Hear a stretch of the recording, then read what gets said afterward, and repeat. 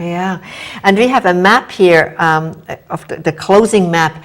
This is a proposal that the Charles River Conservancy has put forward to close Storrow Drive from the Longfellow Bridge to Herder Park.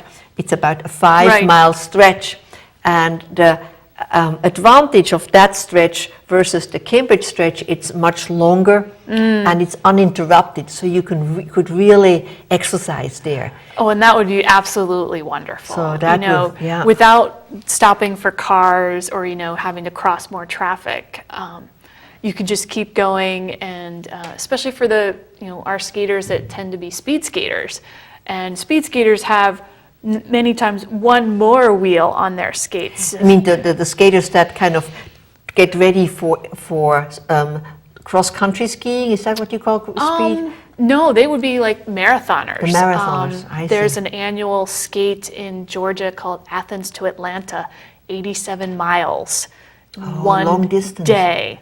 And they're doing it for speed, just like a speed skater on ice. You have speed skaters on wheels. Same thing. So you go out with, they look just like speed skaters as well in skin suits, and they go fast, uninterrupted.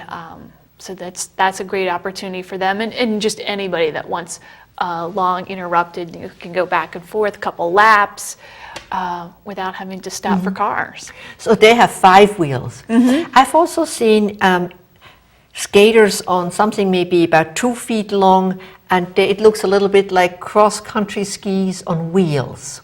Oh, yes. So that is probably a similar technique. Right, those are trainers for summertime use, for people that cross-country ski. Many times they use those with poles. With poles, yes. Do inline skaters ever use poles when they inline skate, or is that not common? Very occasionally do we see that, not often. Normally we're just, our skates and the gear you see here with the pads, helmet.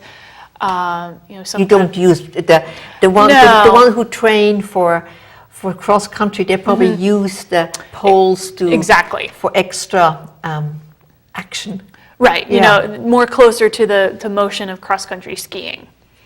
Is what they would do that for. Yeah, definitely. I once tried out another kind of.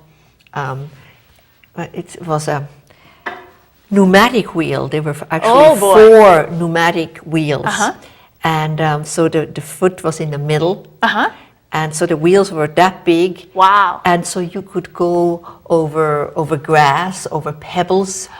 And sort of like an off-road type skate? That's right. Oh, wow. It was more like kind of the traditional rollerblade, where you have... Roller skate. Roller skate. Yes, like a quad sort of setup. Yes. Okay. But I tried it out, but I haven't seen it since then. It was a very intriguing, it had brakes to it, so... Oh, wow. So as you lean back, it brakes. Okay. Similar to what you have, right? Where Yeah, you just the have heel brake here. Heel brake, but the others had real braking cables, so it would slow down the pneumatic wheel, and obviously because it had air in it, it was kind of more bouncy. Yes. But you also had to keep your feet quite far apart because you have had all that gear there in between. So it was a very different experience, quite challenging. Wow. Yeah.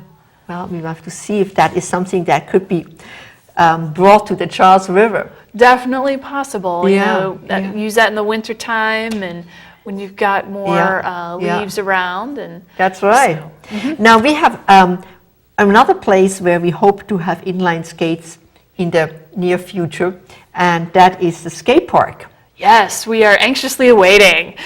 Having that done. We've been hearing about it, and many of our members are very excited.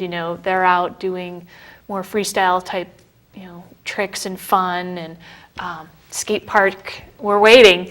Well, the skate park will have bowls, transition areas, and with some vertical elements. So that will be fun for inline skaters, for people particularly who like trick skating, and so that will be a wonderful addition. We have raised 2.5 million, and we hope to start construction next year.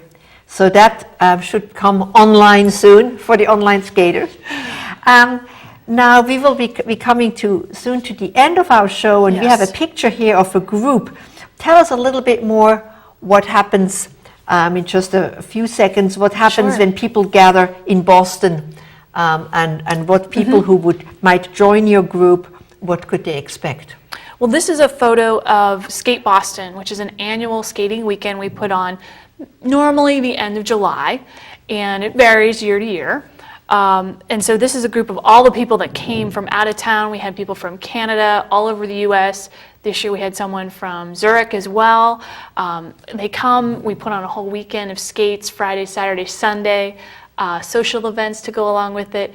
A wonderful way to see the city and meet lots of other very cool friends. Great. Well, this sounds like a wonderful sport, and I know a lot of people enjoy doing it along the Charles River. So I would like to thank the Boston Foundation for making it possible that we can have these television shows. And also, if you want to get in touch with the Inline Club of Boston, there Yes. is your website here. Yes. And so people can find information about events, of how to get equipment, and how to join you. Absolutely. Our weekly skates, that's the best resource to find us. Yeah, Yes.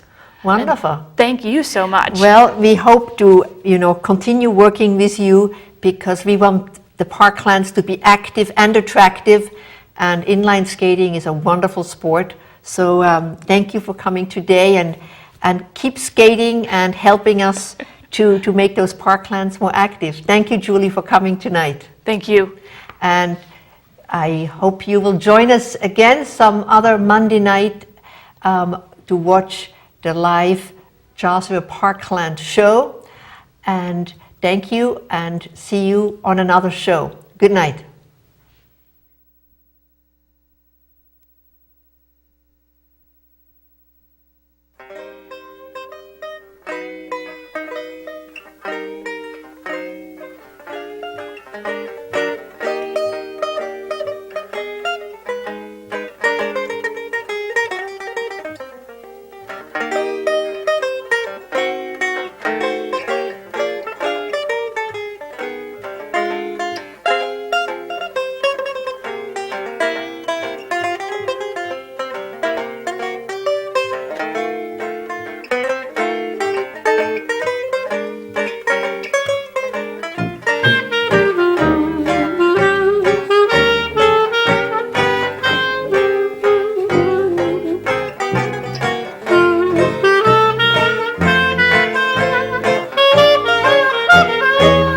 Thank you.